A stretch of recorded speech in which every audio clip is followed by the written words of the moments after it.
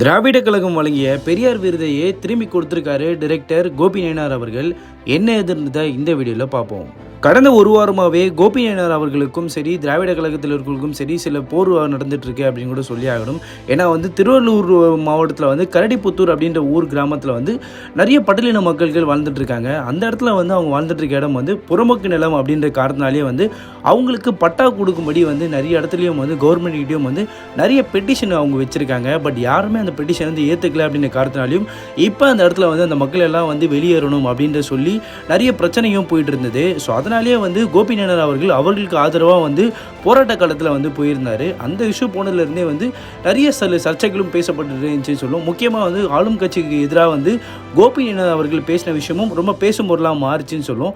அதுலேயும் சமீபத்தில் நீலம் சோஷியலில் ஒரு இன்டர்வியூ கொடுத்துருந்தாரு. அந்த இன்டர்வியூவில் முக்கியமாக போலி பெரியாரிஸ்ட் நிறைய பேர் இருக்காங்க. யாரும் தலித்துகளுக்கும் பட்டியலின மக்களுக்கும் எந்த ஒரு பாதிப்பு வந்தாலும் யாரும் எந்த கட்சியும் உதவும் இல்லை. முக்கியமாக ஆளுங்கட்சியிலேருந்து யாரும் உதவும் இல்லை. அதுலேயும் நிறைய போலி பெரியாரிஸ்ட் இருக்காங்க அப்படின்னு சொல்லி மதிவதனி அவர்களை பற்றியும் கோபி நயினார் அவர்கள் பேசின விஷயம் தான் இப்போ பேசும் பொருளாக மாறிச்சு.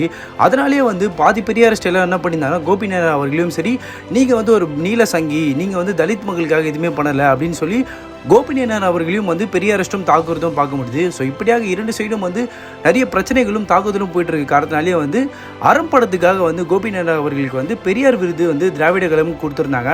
இப்போ அந்த விருதையே கோபி நயினார் அவர்கள் என்ன சொல்லியிருக்காங்கன்னா, மறுத்துட்டு எனக்கு இந்த விருது வேணாம், நீங்களே வச்சுக்கோங்க சொல்லி இப்போ இந்த விருதை கோபி நயினார் அவர்கள் திரும்பி கொடுத்துருக்க விஷயம் தான் இப்போ பேசும் பொருளாக மாறிட்டு இருக்கு அப்படின்னு கூட சொல்லி ஆகணும். ஸோ இதை குறித்து உங்களுடைய கருத்துக்கள் எவை இருந்தாலும் கமெண்ட் செக்ஷனில் சொல்லிட்டு போங்க.